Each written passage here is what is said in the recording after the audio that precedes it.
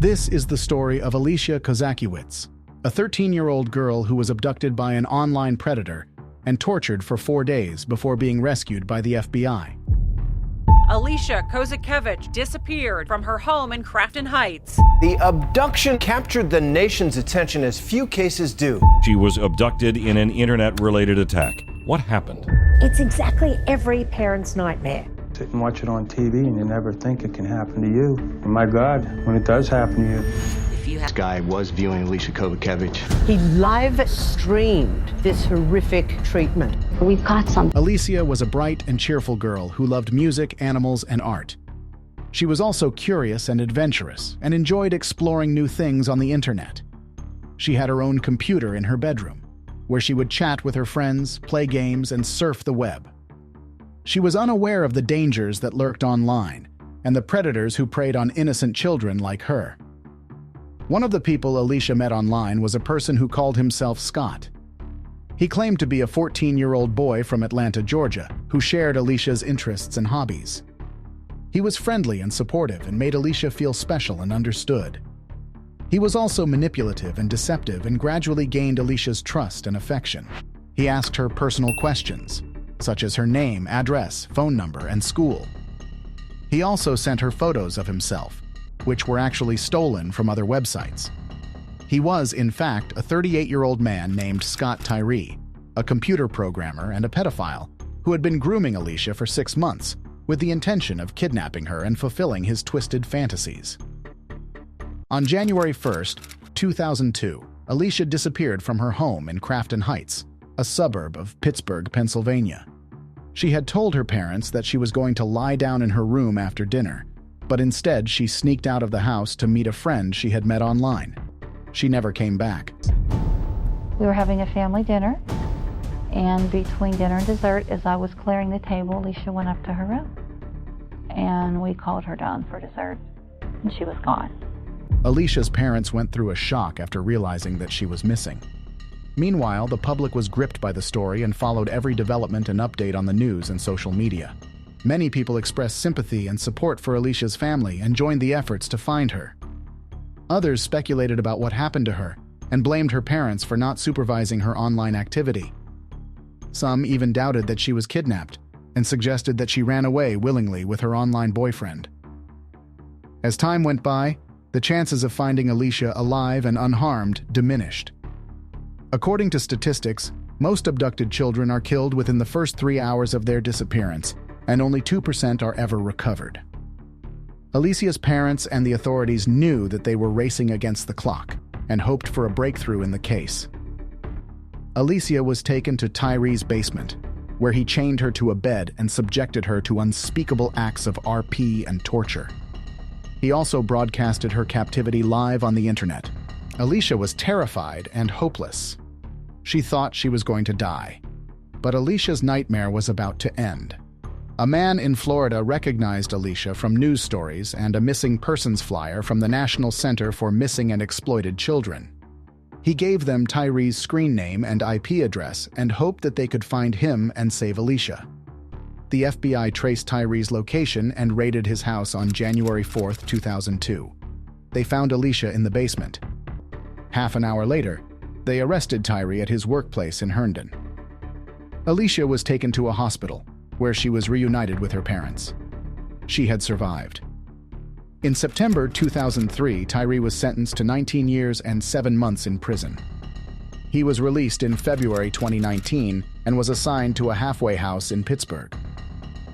This made a lot of people angry because he was very close to where Alicia's family lived. They wanted him to be far away from them. They asked the prison people to move him somewhere else, but they didn't listen. Then, in October 2019, Tyree did something bad again. He visited some websites that he was not supposed to and broke the rules of his parole. This meant that he had to go back to jail for another 2 years. He was finally released from jail on September 22, 2021. Alicia later gave an account of her abduction and escape. She described how she had agreed to meet Tyree, thinking he was her friend, and how he had grabbed her and forced her into his car. She recalled the emotional turmoil and desperate hope she felt during the ordeal, and the terrifying realization of being in captivity. Let's hear the real chain of events from Alicia herself. Front door, between dinner and dessert, to meet this person, just to say hi, who I thought was my friend. I walked up the street just a little, and next thing I know, that little voice inside of me spoke up. Alicia, what are you doing? My intuition started screaming at me, Alicia, go home. By that time, I heard my name being called. Next thing I knew, I was in the car, and he was squeezing my hand so tightly that I thought it was broken. And he was telling me warnings, the trunk's cleaned out for you. And he started to drive. And he continued to drive and drive and drive.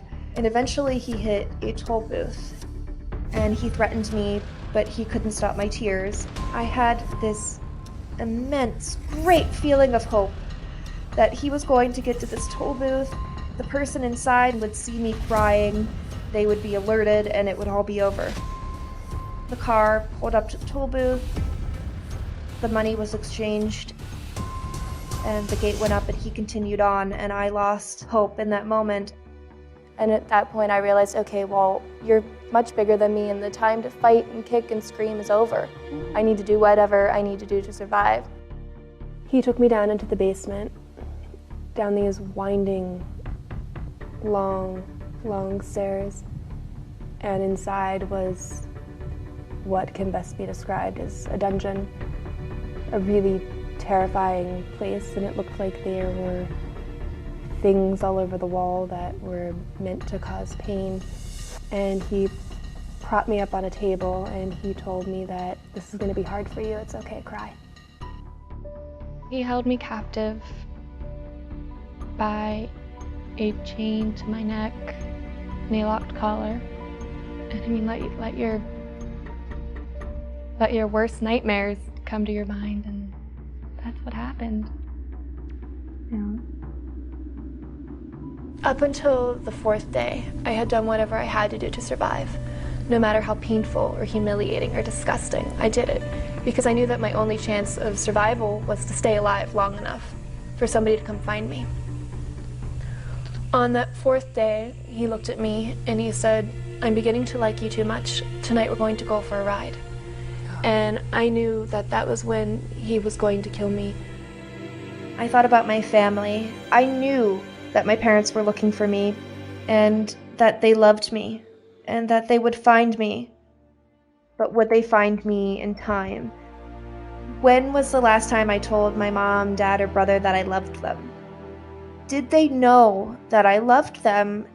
And I decided in that moment that I was going to do anything to get away, that I was going to risk my life. I heard the door fall in, and these people, it sounded like they were tearing apart this house. I thought they were coming to kill me. I thought that he'd sent people to kill me. I was terrified. I watched those boots, one set of them, walk from one side of the bed to the side that I was hiding under. And I remember crawling out from underneath this bed.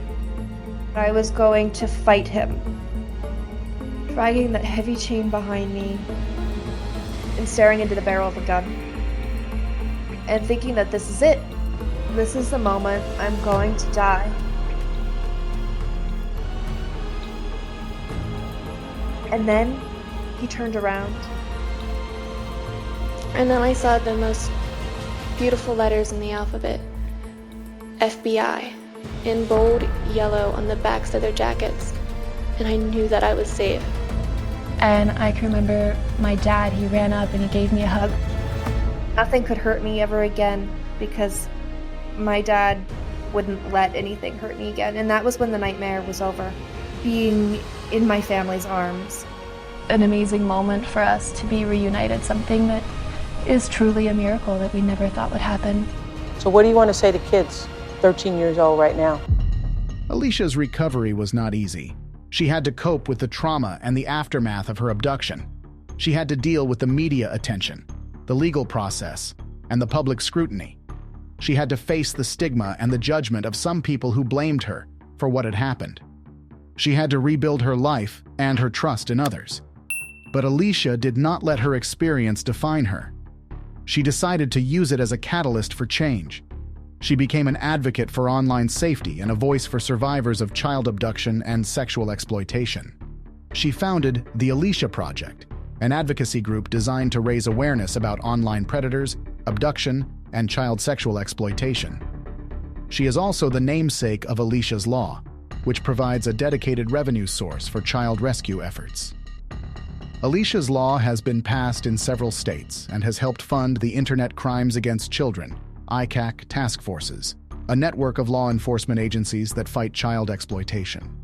Alicia has also worked with the television network Investigation Discovery, ID, to educate the public on and effect change for issues such as internet safety, missing people, human trafficking, and child safety awareness education. She has addressed Congress on the issue of internet safety for children and federal child rescue funding. She has also become a motivational speaker, a forensic psychologist, and a best-selling author. She has a message for children and parents alike. Kids, 13 years old right now. It's so scary because they're making the same exact mistakes I did. We teach our children to wear a seatbelt. We teach them to look both ways before they cross the street. And the reason we do that is because it's going to hurt them. It's not to terrify them and make them afraid of the world, it's to empower them. You must talk to your children, and you have to let your child know that they can come to you with absolutely anything at all. Yes, my story is horrendous. And people constantly say to me, oh, well, I went through something and it's not as bad as what you went through. And yes, it is. It's your experience. You can't put a value on trauma. It takes time, and it takes your time. It's okay for it to take time, for you to cry and scream and break down. It is difficult. There are ups and downs, but you can get through it. In conclusion, Alicia's story is one of horror, survival, and hope. It is also a story that has an enduring impact on our society and our culture. It reminds us of the resilience of the human spirit and the power of overcoming adversity. What are your thoughts on preventing such crimes in today's world? Let us know in the comments below and subscribe for more content.